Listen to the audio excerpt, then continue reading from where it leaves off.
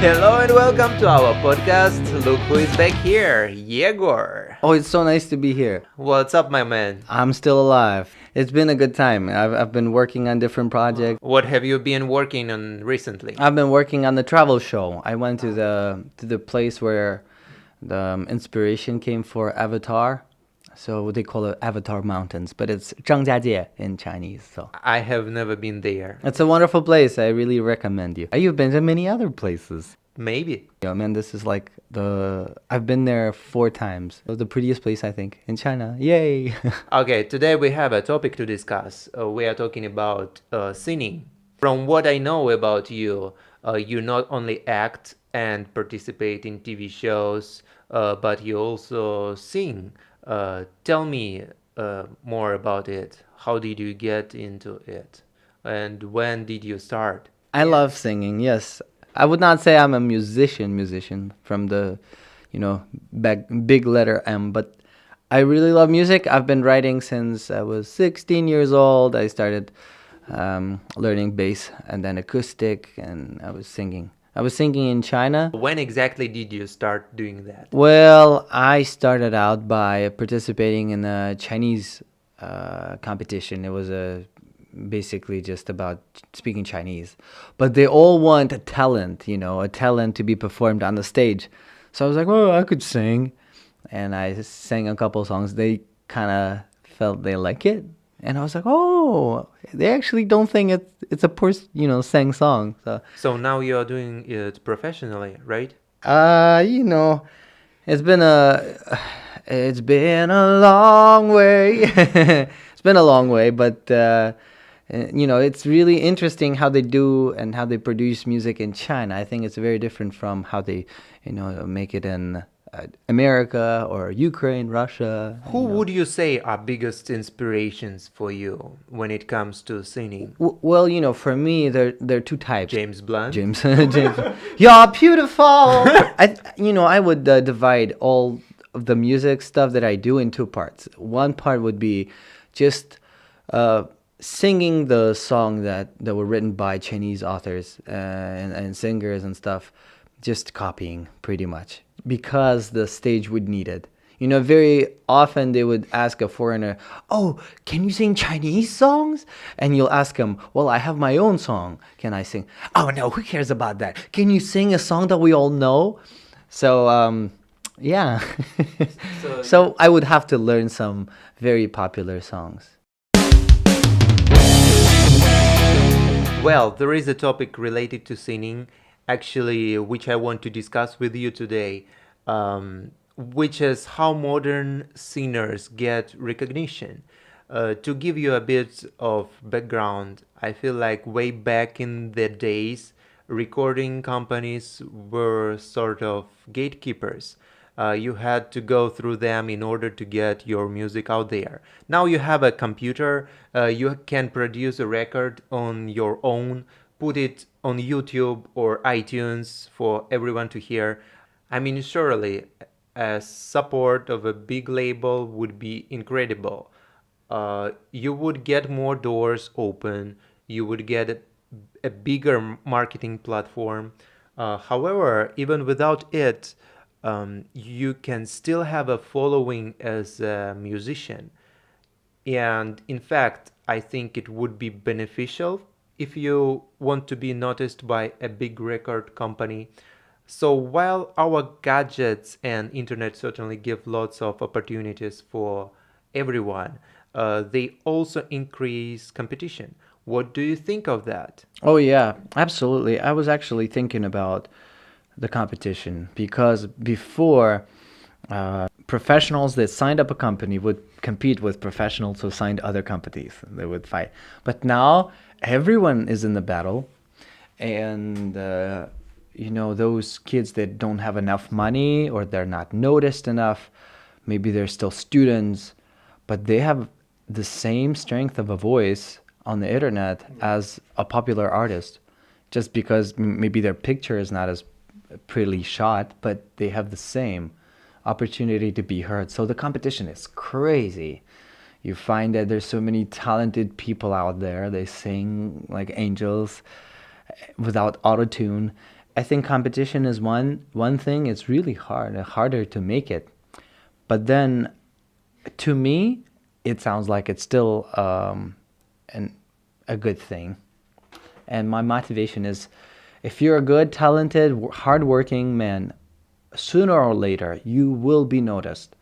As mentioned, competition for those who want to make it as musicians has increased, and there are tons of people who put their music out there or they produce high quality covers of existing songs.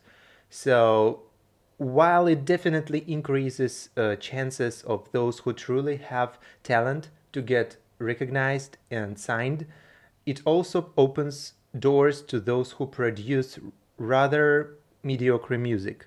So, how do those people get ahead? They become marketable. So, what does it mean? It means that they build this image which makes it easier for the media to make them clickable and attract views. This will give such people an advantage which might be built on sensationalism rather than talent or ability to produce music. What are your thoughts on that? You know, I've noticed this kind of effect happens in many places. Let's talk about just products, right? We like this thing sometimes just because of the appearance, right? We feel like, oh, me associating with this kind of appearance, this kind of design and style kind of boosts up my feeling of myself and confidence and stuff.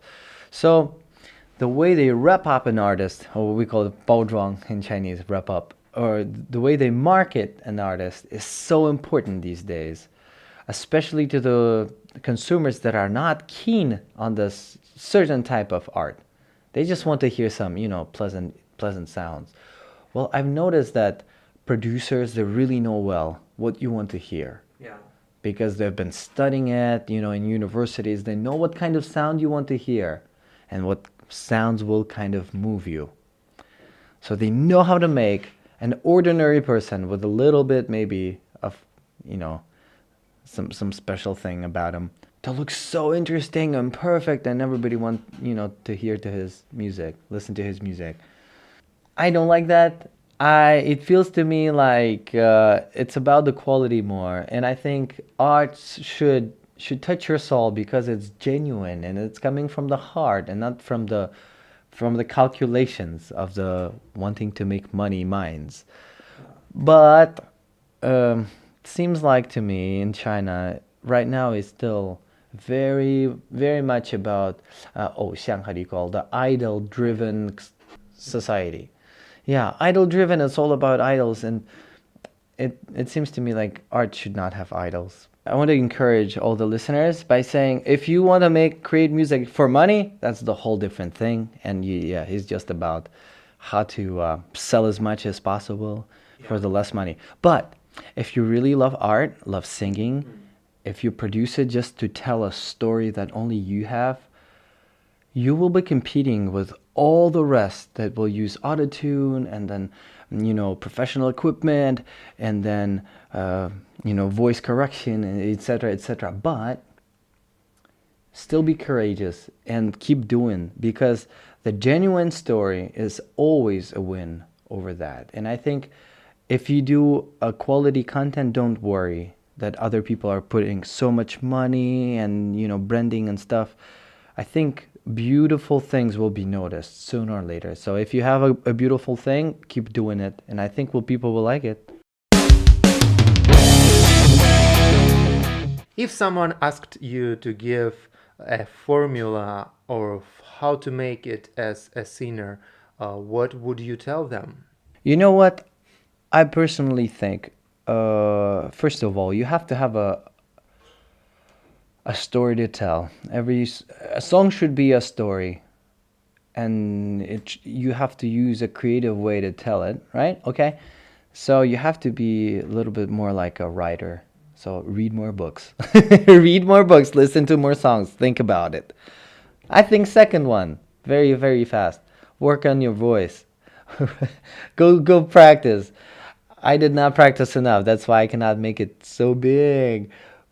go learn and take some lessons and discover the uniqueness of your voice. I have this theory, and it's true. Many people will agree with me on it. Every person with the right technique and work will sing beautifully and uniquely. So, It you calls know, autotune. out of tune. Yeah. Right. Try not to use it. So yeah, this is the second. The third one is if you, for example, if you sing well and then you write your own songs, learn some covers, and I really challenge you to participate in competitions, singing competitions. Yeah, they may be rigged, maybe they will not be fair, but you will see what others are working on. You will see what the trend is and what people are waiting, what they're expecting from the artist. That will help you out so much. Do you reckon it's more important to be marketable or talented these If days? you want to use this as a tool to make money, survive, and to create art, branding is far more important, I think. If you have no talent, branding will not help. But if you have no branding and only a talent, it will not go too far. So it really needs itself. I met some people that had great branding but really no talent. If they really have no talent, they're really bad. Man, it's not gonna work. People are not stupid. But if you have some and you have huge, great branding, yeah, you'll be good. If you've got great talent and you've got some passion, but you've got no branding, no positioning, no, appearance maybe is not helping, it's not gonna go far. It will be locally. Does appearance play a role in how a singer could get ahead? Because certainly there is a scientific evidence that more attractive people get hired sooner, get promotions quicker, but is it the same when it comes to singing? Uh, what do you reckon make us remember a singer? Their appearance, their talent, their explicitness? So, when we talk about things, we like to divide by different concepts. So, the appearance, quality of music, then the way they make commercials and stuff. But it doesn't work like that in our brain. We perceive a person as a whole, and somewhere in our blood, in our soul, we are just attracted by beauty. Beauty itself just takes us down. So, when there's a beautiful artist and not a beautiful artist, you have to push through thinking, oh, he's not beautiful, but his music is beautiful. It's a little bit just in our nature. It feels like we come closer to like beautifully looking artists. And I think we cannot go against it. I think for podcast is fine because they don't see our faces. You see, singing is not as it used to be. You would listen it in your earphones if you're not on a concert. These days, we all like to watch videos and we would like to imagine our artist singing. We like to follow, we like to be associated with this coolness, with this beauty, with this like tremendous, surpassing our understanding beauty of the sound and stuff. We see it as a whole. So I think the beauty pay is just so important. They have a funny show. Well, they have a show in China, and the coaches will be sitting back to the person who sings, just listening to the voice. And there was a contestant that was singing this. It was a girl. She was singing the song, and they were like listening. Oh, she's singing so well. Gong. And then when she turns out, the girl is just tremendously beautiful. She just so hot. And then they asked her like, why are you participating in this, performance? Because if you go to any other show, your appearance will play such a vital role. Everybody will pick you. And she said, I was so tired because people would not even listen to my voice after seeing me. And I was like, yeah, that sounds like a complaint. I wish I had that. But her point was, in this industry, like the appearance was even too important. Too exaggerated. Yeah. And she felt like just as far as I could sing just normal, because of my appearance, I could get the gigs and I could get the popularity. But she wanted to prove that singing is, important. But I guess she got to the show just yeah, because both. Well, that's cool that she was able to do that. I guess this became sort of cliche that older generations usually criticize music of younger generations. It doesn't necessarily mean that new music is bad. It just means it's different, and to a degree, it reflects that changes culture is going through. If modern culture is all about inclusivity and diversity, then music will reflect it too, with its style, lyrics, musicians, etc. Do you agree? If you talk about, for example, contemporary, modern jazz or post rock, or it's all good, it's all very quality. But let's talk about popular music. Yeah, the lyrics, man. If you compare to the popular music of '60s, we have like a really eroded morality in our popular music. It seems like it gets popular, all those dirty, immoral things. Talking about the music and the quality of the music, it seems to me like popular music was always like that. Talking about contemporary music, it feels to me like the quality of the music is still going up with all the equipment, with all the knowledge we have, and yeah, I'm waiting for really cool songs. Is there anything you're working on at the moment that you want to share with our viewers? I have this song. I'm still working. I have not produced it yet. It's about materiality. It's about how material things are, especially where I live. I think it's all about buying stuff. It's all about material things, and it seems like what our souls really need. We kind of we forget about it, and that's why people get so sad. Well, thank you very much for coming. You're welcome. It was pleasure to have you here.